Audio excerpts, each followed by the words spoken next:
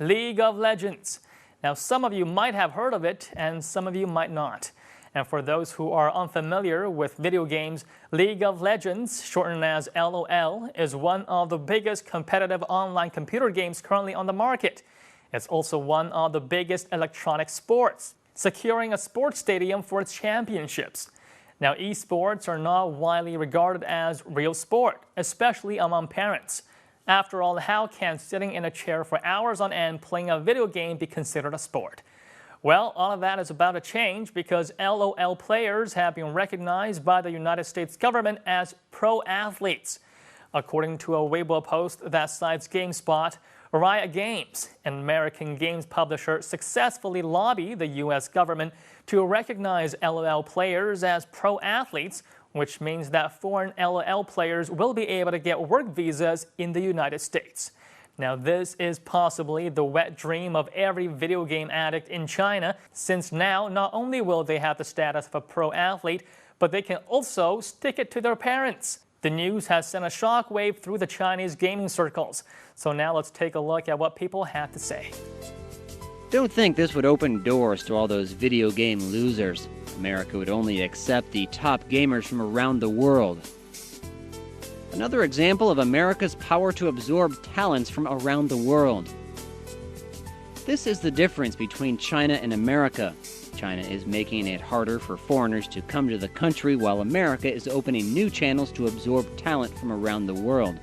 America is about deregulation, and China is about implementing stronger control in all the wrong places.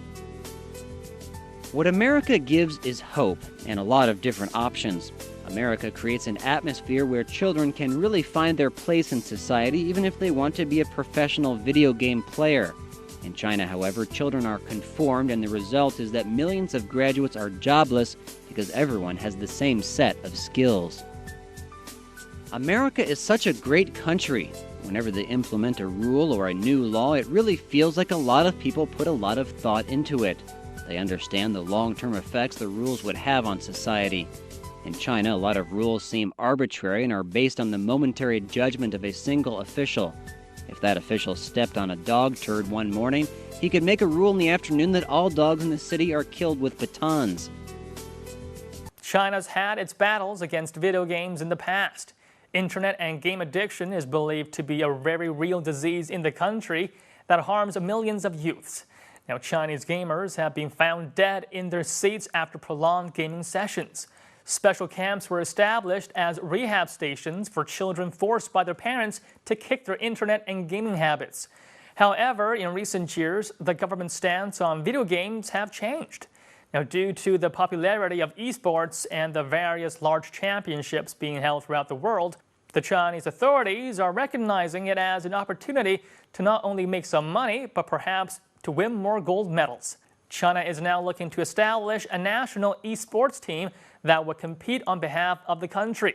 And with news that America is recognizing some gamers as pro athletes, the Chinese government might pick up its own paces and offer favorable policies to help cultivate professional Chinese players.